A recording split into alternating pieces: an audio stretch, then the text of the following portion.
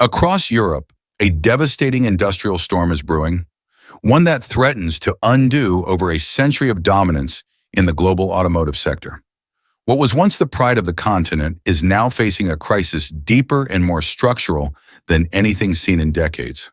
This is not a temporary slowdown or a passing disruption. What is unfolding feels closer to systemic collapse.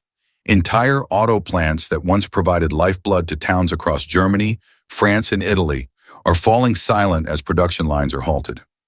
Many of these factories, especially those dedicated to electric vehicles, have announced extended shutdowns. Tens of thousands of skilled workers find themselves staring into the abyss of redundancy. The collapse of consumer confidence is equally troubling. The second-hand electric vehicle market, which was once seen as a cornerstone of Europe's green transition, has imploded. Cars that only a couple of years ago commanded premium prices have lost more than half of their value, leaving early adopters with massive financial losses. Leasing firms, which depend on predictable resale values, are struggling to make their business models work. Families thinking of purchasing a new European EV now hesitate, worried that their expensive investment could be almost worthless in just a few years. The irony is that this collapse is not caused by recession, nor by a lack of demand for cars or clean mobility. Consumers still want to drive. They still want greener alternatives. What has blindsided Europe is a strategic shock, an industrial playbook devised not in Brussels or Berlin, but in Beijing. Europe's carefully constructed electric dream has been short-circuited by a competitor that came better prepared, more disciplined, and far more efficient. To understand how this happened, it is necessary to revisit the path Europe chose. On paper, the continent's strategy seemed bold and visionary. Determined to lead the green revolution, policymakers set ambitious targets for cutting carbon emissions. One of the most symbolic steps was the decision to ban the sale of new internal combustion engine vehicles by 2035. The aim was clear: phase out polluting technologies and replace them with cleaner electric alternatives. This regulatory framework acted like a starting pistol for the industry.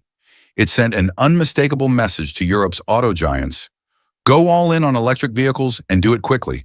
The response was dramatic. Billions of euros were poured into new EV platforms, research centers, and battery gigafactories. Governments offered subsidies to make purchases more attractive.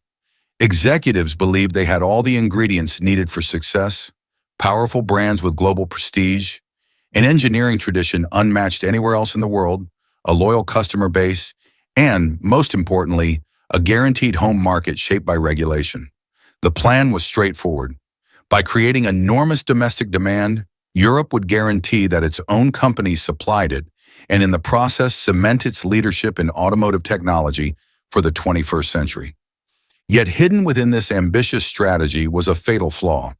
By creating a vast, guaranteed market for EVs almost overnight, Europe did not simply motivate its own companies. It also sent a clear and irresistible invitation to the world's most disciplined and efficient EV producer, China. Europe assumed that the competition would remain within its own borders, between Volkswagen, BMW, Mercedes, Renault, Peugeot, Fiat, and the like.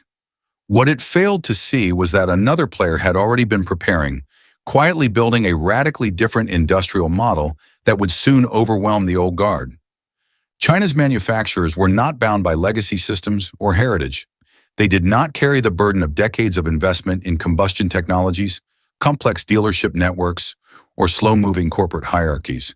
Instead, they focused on hyper-efficiency, vertical integration, and rapid innovation cycles. Europe kept playing by the old rules of automotive competition: long development timelines, reliance on brand heritage, incremental updates, while China rewrote the rulebook from scratch.